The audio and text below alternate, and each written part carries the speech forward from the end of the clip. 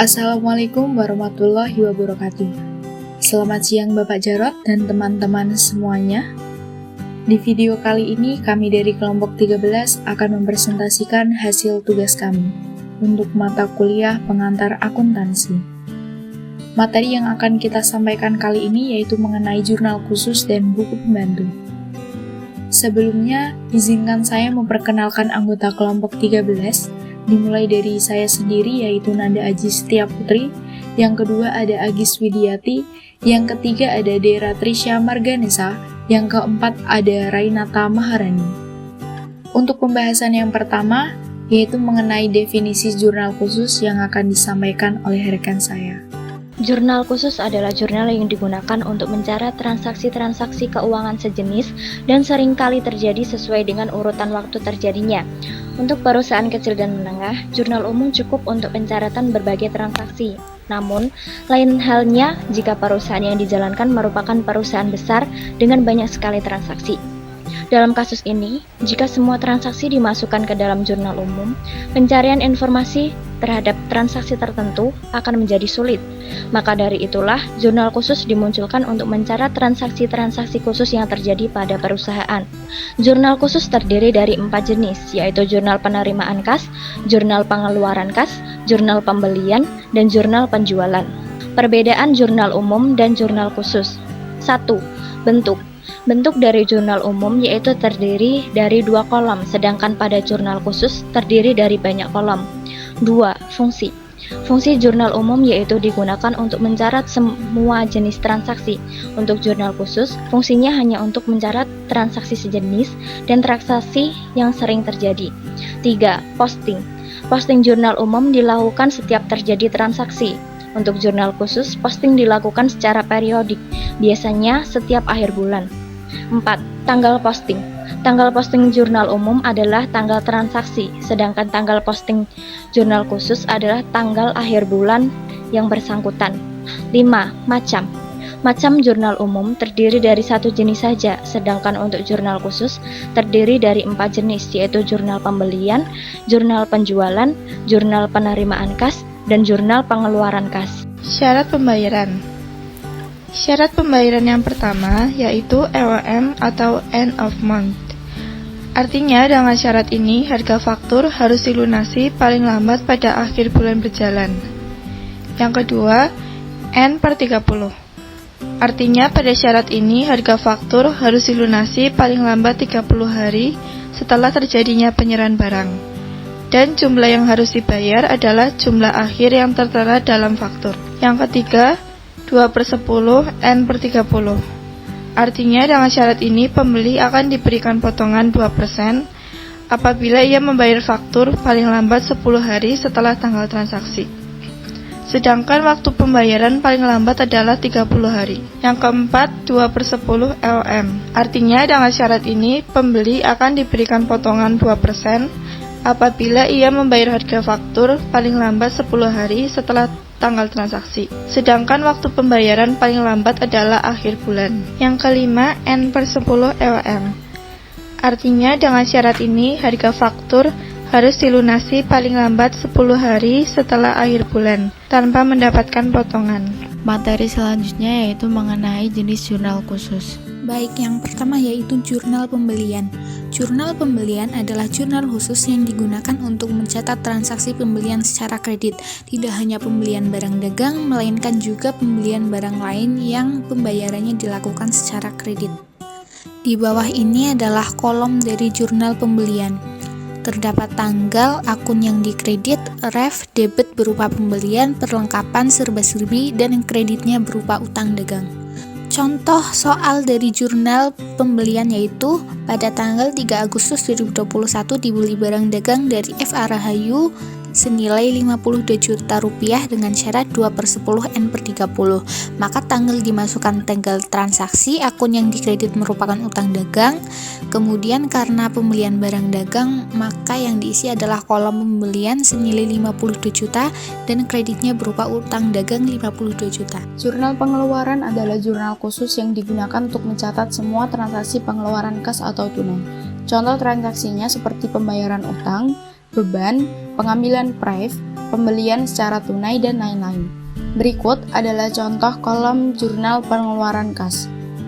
Selanjutnya contoh soal, pada tanggal 12 Agustus 2021 dibayar kepada F.A. Rahayu atas pembelian tanggal 3 Agustus 2021. Tanggal diisi tanggal transaksi yaitu tanggal 12 Agustus 2021, akun yang didebet utang dagang, ref diisi nomor akun ketika nanti sudah diposting ke dalam buku besar, debit berisi utang dagang sebesar 52 juta, pembelian dikosongi, akun serba-serbi ini digunakan untuk mencatat akun selain utang dagang dan pembelian, kredit kas sebesar 50.960, potongan pembelian 1.040. Jumlah antara kredit dan debit ini harus balance sebesar 52 juta. Karena pembayaran utang kurang dari 10 hari dari tanggal transaksi, maka mendapat potongan sebesar 2%. Pembelian pada tanggal 3 Agustus, sedangkan pembayaran tanggal 12 Agustus. Selanjutnya yaitu jurnal penjualan.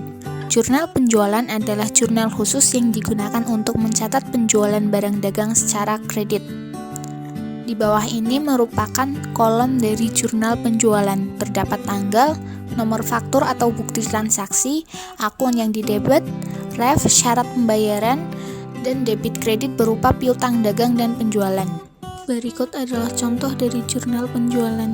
Pada tanggal 10 Agustus 2021 dijual barang dagang kepada toko Rejosari senilai Rp12.800.000 dengan syarat pembayaran 2/10 N/20.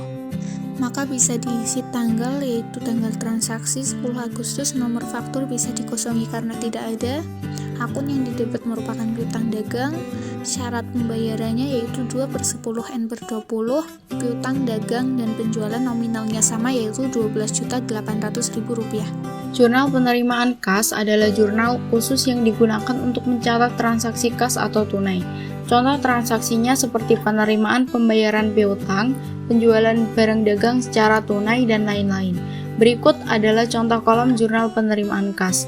Selanjutnya contoh soal, pada tanggal 15 Agustus dibayar transaksi pada tanggal 10 Agustus 2021 dari toko Rejosari sebesar Rp12.800.000. Tanggal diisi tanggal transaksi pada tanggal 15 Agustus 2021, akun yang dikredit piutang dagang, ref diisi nomor akun ketika nanti sudah diposting ke dalam buku besar, debit kas sebesar Rp10.819.200, potongan penjualan sebesar Rp220.800, kredit piutang dagang sebesar Rp11.040.000. Mendapat potongan 2% karena membayar dalam jangka waktu yang kurang dari 10 hari dari tanggal transaksi. Penjualan dilakukan pada tanggal 10 Agustus, sedangkan pembayaran dilakukan pada tanggal 15 Agustus dan ada retur penjualan pada tanggal 12 Agustus sehingga mengurangi jumlah piutang yang awalnya Rp12.800.000 menjadi Rp11.040.000. Jurnal umum. Transaksi yang tidak dapat dicatat dalam jurnal khusus akan dicatat dalam jurnal umum. Transaksi tersebut antara lain, yang pertama penyesuaian. Nama jurnalnya yaitu jurnal penyesuaian. Yang kedua perbaikan atau koreksi kesalahan. Nama jurnalnya yaitu jurnal koreksi. Yang ketiga retur pembelian dan pengurangan harga. Yang keempat retur penjualan dan pengurangan harga. Contoh soal. Tanggal 12 Agustus 2021 diterima barang yang telah dijual dari toko Rejosari dengan nominal Rp1.760.000 karena barang tidak sesuai pesanan. Lalu kita masukkan transaksi tersebut pada kolom tanggal diisi 12 Agustus 2021, lalu pada kolom akun diisi dengan retur penjualan, piutang dagang dalam kurung pengembalian barang tidak sesuai pesanan. Pada kolom debit diisi Rp1.760.000. Pada kolom kredit diisi Rp1.760.000. Buku besar pembantu adalah buku besar khusus yang digunakan untuk mencatat akun tertentu serta perubahan-perubahannya secara rinci. Ketentuan pembuatan buku besar pembantu bahwa setiap orang atau perusahaan yang berbeda baik nama ataupun alamatnya serta informasinya harus dibuatkan satu buku besar pembantu. Buku besar pembantu terdiri dari 3 jenis. Yang pertama buku besar pembantu utang, yang kedua buku besar pembantu piutang, yang ketiga buku besar pembantu persediaan. Namun yang akan kita bahas kali ini yaitu buku besar pembantu utang dan buku besar pembantu piutang. Yang pertama, buku pembantu piutang adalah buku yang digunakan untuk mencatat piutang yang masuk. Buku ini berfungsi untuk membantu kita sebagai pencatat agar memudahkan menganalisis piutang yang masuk. Dengan buku pembantu piutang, bisa dicatat mengenai siapa customer atau debitur, kapan tanggal transaksi itu masuk, dan berapa jumlahnya. Misalnya yaitu transaksi pada tanggal 10 tentang penjualan barang dagang, selain dicatat ke dalam jurnal penjualan, bisa juga dicatat dalam buku besar pembantu piutang. Maka dari itu, buku besar pembantu piutang dari toko Rejosari yang pertama yaitu pada tanggal 10 terjadi penjualan senilai Rp12.800.000, maka piutang masuk atau bertambah di debit Rp12.800.000 dan saldonya masih Rp12.800.000. Kemudian pada tanggal 12 Agustus terjadi retur penjualan yang dicatat dalam jurnal umum, mengurangi piutang maka dicatat di buku besar pembantu piutang kolom kredit sebanyak jumlah yang diretur yaitu Rp1.760.000. Saldonya dari Rp12.800.000 dikurangi Rp1.760.000 menjadi Rp11.040.000. Kemudian pada tanggal 15 terjadi pelunasan sebanyak piutang yang tersisa yaitu Rp11.040.000, maka piutang dikreditkan sehingga saldo menjadi 0. Buku besar pembantu utang adalah buku utang yang khusus mencatat tiap-tiap pemasok secara terperinci, siapa saja pemasok yang memberikan peminjaman kredit dan berapa jumlah utangnya. Contoh buku besar pembantu utang, nama kreditur F.A. Rahayu, kreditur sendiri adalah orang yang mempunyai piutang. Tanggal bulan yaitu Agustus 2021, pada tanggal 3 terjadi pembelian sebesar 52 juta, selain dicatat dalam jurnal pembelian maka dicatat ke dalam buku besar pembantu utang. Kredit sebesar 52 juta, saldo kredit sebesar 52 juta. Pada tanggal 12 terjadi pelunasan transaksi atas tanggal 3, selain dicatat ke dalam jurnal pengeluaran kas, maka dicatat juga ke dalam buku besar pembantu utang. Debit sebesar 52 juta sehingga mengurangi utang, kredit menjadi 0. Demikian presentasi dari kelompok 13. Apabila ada kesalahan baik disengaja ataupun tidak mohon dimaafkan. Terima kasih. Wassalamualaikum warahmatullahi wabarakatuh.